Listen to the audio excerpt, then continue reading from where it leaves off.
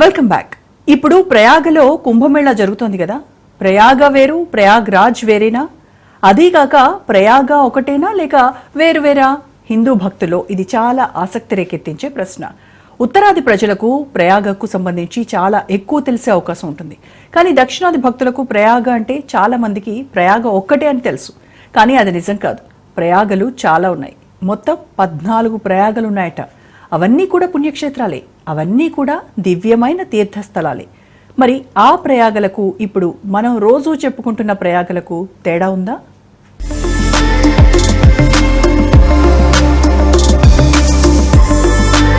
భారత్లో ఎన్ని ప్రయాగలు ఉన్నాయి?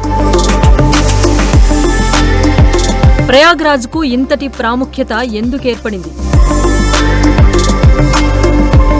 ఉత్తరాఖండ్లో ఎన్ని ప్రయాగలు ఉన్నాయి?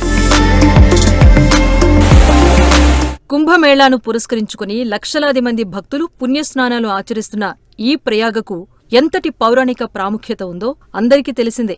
అయితే ప్రయాగ అనగానే యూపీలో ఇప్పుడు జరుగుతున్న కుంభమేళా ప్రదేశం గురించే అందరికీ గుర్తుకొస్తుంది. కానీ ఇలాంటి ప్రయాగలు దేశంలో ఇంకా చాలా ఉన్నాయి. వాటి గురించి తెలుసుకుంటున్న కొద్దీ సనాతన ధర్మ ప్రేమికుల్లో ఆసక్తి ఇంతింతై అన్నట్టుగా పెరుగుతోంది అంటే అతిశయోక్తి కాదు. ఇక మన దేశంలో 14 ప్రయాగలు ఉన్నాయంట. విశేషమేంటంటే ప్రయాగతో పిలిచే అన్ని క్షేత్రాలు కూడా గంగానది ఒడ్డునే ఉన్నాయి.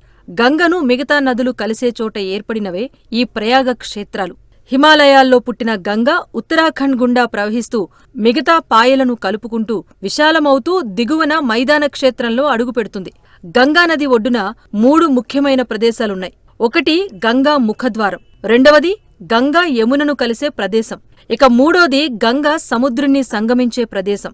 ఈ 3 కూడా గంగానదికి అత్యంత ముఖ్యమైన ప్రదేశాలుగా పేర్కొంటారు.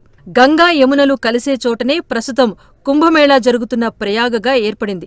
గంగ ప్రవహిస్తూ ఉండగా దానికి జతయ్యే మిగతా ఉపనదులు కూడా ప్రయాగ క్షేత్రాలుగానే పిలువబడుతున్నాయి. అందువల్ల యూపీలో ఇదొక్కటే ప్రయాగ క్షేత్రంగా ఉండగా మిగిలిన 13 ప్రయాగలు మొత్తం ఉత్తరాఖండ్లోనే ఉన్నాయి.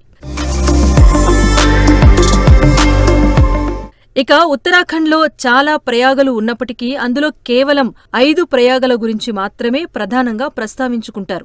గంగానదికి ప్రధాన ఉపనది అయిన అలకానంద వేర్వేరు ఉపనదులతో కలిసినప్పుడు అక్కడ ఆయా ప్రయాగలు ఏర్పడ్డాయి.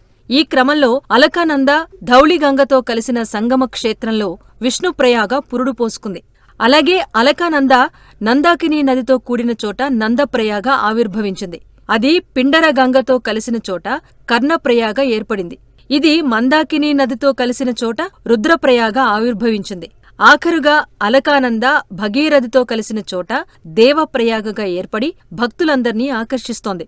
ఇలా ఉత్తరాఖండ్ కొండల్లో ఒక్కో ప్రయాగ క్షేత్రాన్ని దర్శించటానికి వెళుతున్న కొద్దీ అక్కడి కొండలు మెలికలు తిరిగిన గంగానదిని చూస్తూ పోతున్న కొద్దీ దేవలోకంలోకి వెళ్తున్నట్టుగా అలౌకిక ఆనందం కలుగుతుంది అంటారు భక్తులు.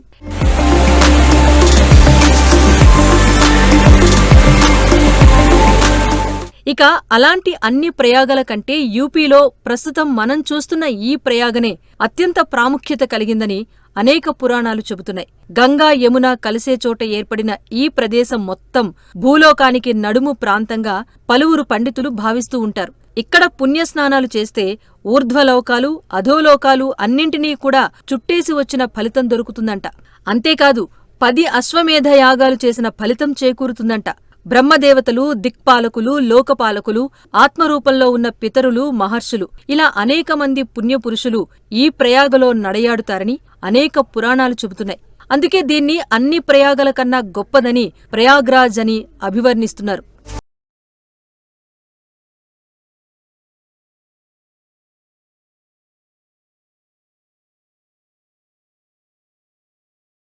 ప్రపంచంలో ముఖ్యమైన 70,000 తీర్థాలున్నాయంట. అవన్నింటి మేలు కలయిక ఒక్క ప్రయాగ క్షేత్రంగా భావిస్తారు. ప్రయాగ తీర్థం, ప్రతిష్ఠాన తీర్థం, కంబల తీర్థం, అశ్వతర తీర్థం, భోగావతి తీర్థం అనేవి ఆ విరాట్ పురుషుడి యజ్ఞవేదికలుగా పేర్కొంటారు. ప్రయాగ్రాజ్లో స్నానం చేస్తే అశ్వమేధయాగం, రాజసూయ యాగం చేసిన ఫలితం దక్కుతుందని భావిస్తారు. భోగావతి తీర్థంలో 3 రోజులు వరుసగా స్నానం చేస్తే 1,000,000 ఆవులు దానం చేసిన పుణ్యఫలం లభిస్తుందని పురాణాలు పేర్కొంటున్నాయి. ఎవరైనా అంత్యకాలంలో గంగా యమున సంగమ క్షేత్రాన్ని అంటే ఈ ప్రయాగ్రాజ్ను తలుచుకుంటే అతను నేరుగా బ్రహ్మలోకాన్ని చేరుకుంటాడు అని హిందువుల విశ్వాసం. గంగానది ప్రవహిస్తున్న ప్రదేశాల్లో మొత్తం 60,10,00,000 పవిత్రమైన స్థలాలు ఉన్నాయంట. అవన్నీ శివుని నిలయాలుగా పేర్కొంటారు.